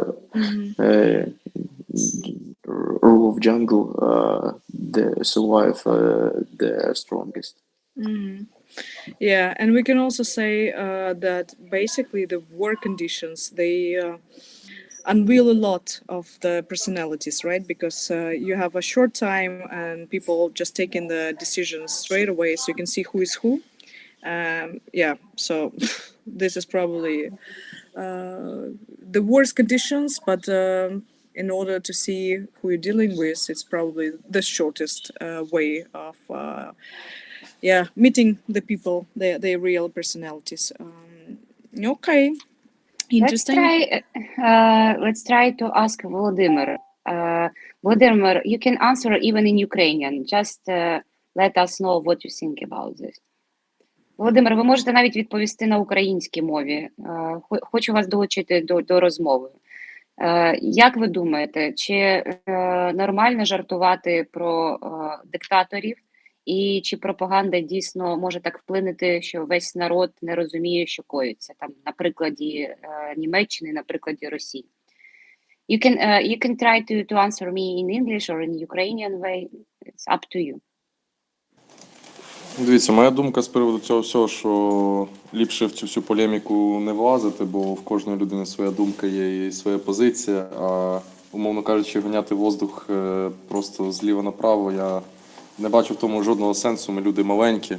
А якби підтримувати в то жартівливому в плані, ну, умовно кажучи, так, звісно, це було б непогано, але, знову ж таки, робити з того всього якийсь культ, ідеологію людини, що вона є дуже важливою, щоб ми на неї звертали свою увагу, ну, не дуже думаю, що то є доцільно, бо нині я розумію, що колись був Наполеон, Гітлер і Юлій Цезар, да, і колись вони були дуже жорсткими диктаторами, а зараз їх просто висміюють і знімають про них різноманітні фільми. Ну, пройде час, і воно так само буде і з приводу нашої нинішньої ситуації, але, знову ж таки, ну, моя особиста думка, що це є не дуже доречно. Ну, я вам відповім. Я вважаю, що немає маленьких людей. Я вважаю, що маленькі люди змінюють світ, особливо коли об'єднуються. І мені здається, від маленьких людей загалом залежить, куди країна йде.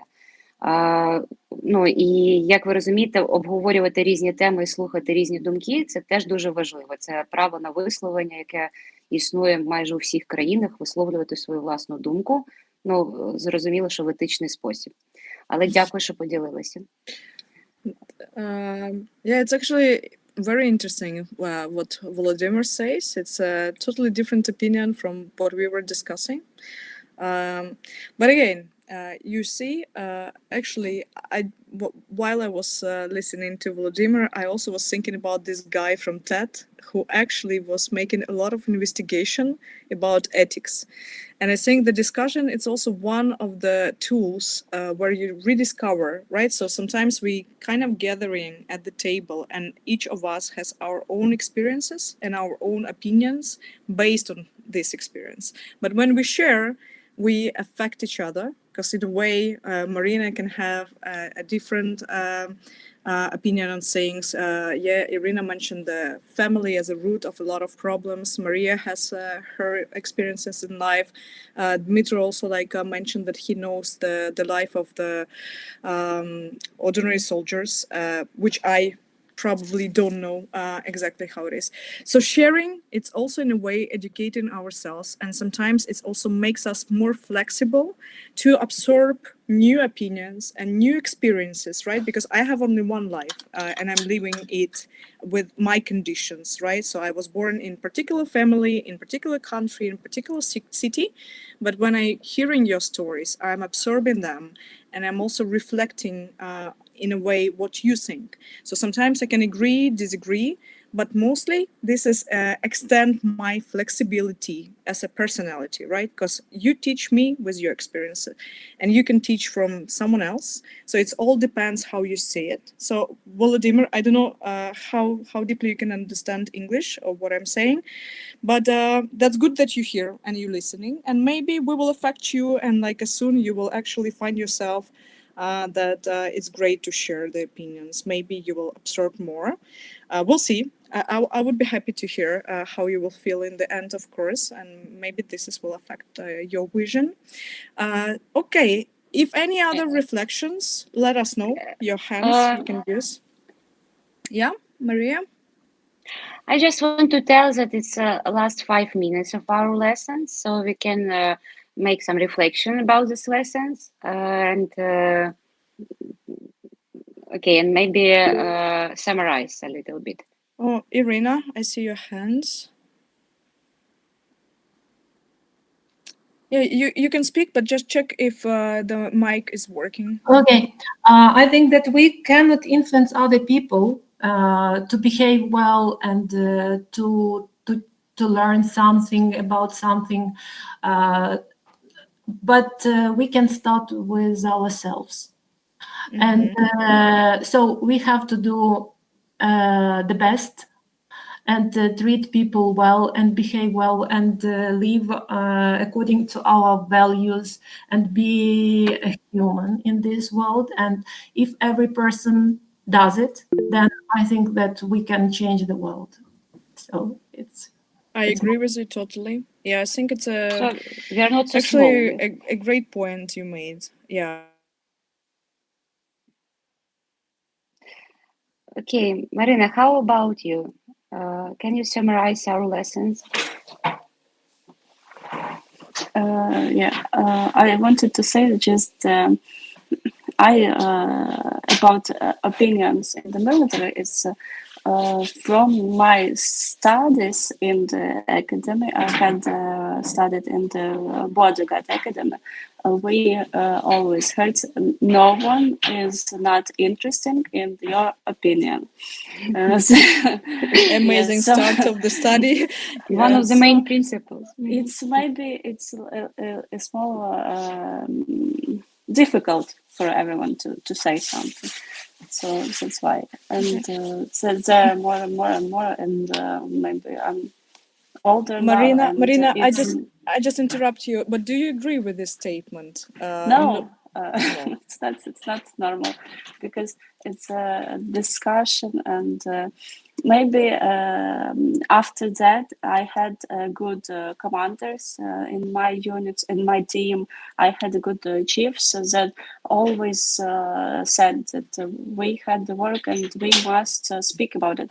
And when it's a discussion, then it's normal, and we would have a good decision in the discussion. Yeah, so we must speak so we can be understood. And it's today was interesting. Interesting lesson, so thank you. And I want to say more about morals, and what's that video with Michael Schur about that.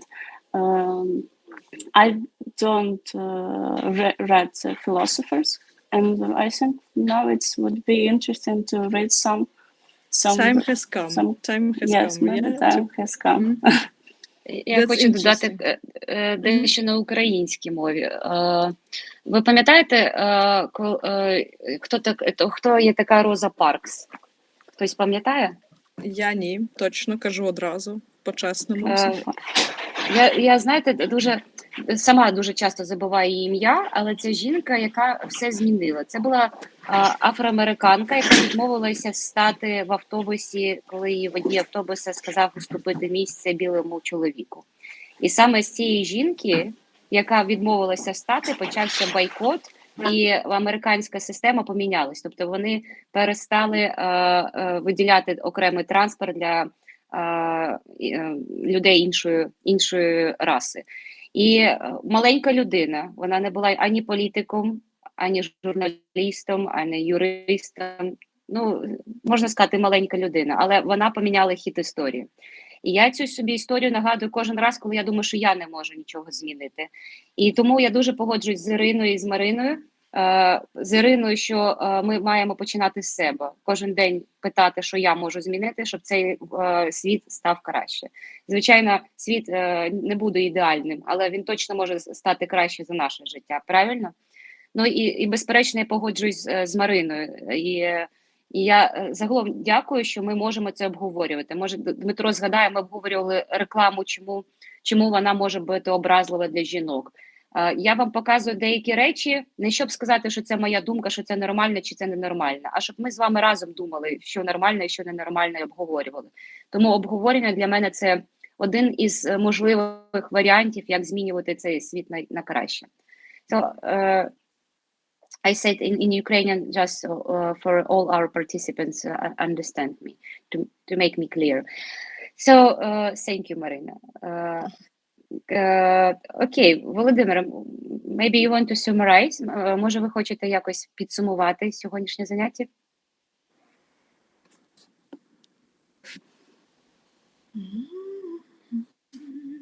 Nobody judge you, Володимир, for sure. It's our first rule. Ніхто не осуджує за жодну думку. Ну, як ви правильно сказали, головне починати з себе, і тоді, можливо, буде все змінюватись лише на краще. Тому я бажаю, щоб всі почали мріяти про звершення до ліпшого і поступово до того йшли, щоб у всіх все було, в принципі, добре, щоб родичі, друзі, знайомі завжди були поруч. І сподіваємось, що наш світ буде таким, яким ми його бачимо в своїх мріях і думках, і то стало реальністю. Чудові слова. Thank you. Дмитро, maybe you can summarize in some way our lessons? Just my own private thoughts. If something help you to relieve all pain of existentialism, of modern life, is it for someone it's alcohol, for someone it's weed, for someone it's untolerated jokes or something like that. As for me, it's possible in the just in borders, in normal borders. But if it help you, why better? As for me, better one black joke than pain and relief, pain without relief of your mental pain, for example, like that. Nice. Nice point. Okay, so thank you guys that you were with us today. I wish you a good weekend, and thank you, Oля, to join us as well. And see you on Monday. Yeah. Thank you you. guys All the for best. being active. Yes, for talking and sharing your experience with us. I was happy to join you. Thank you. Bye. Thank you. Bye-bye.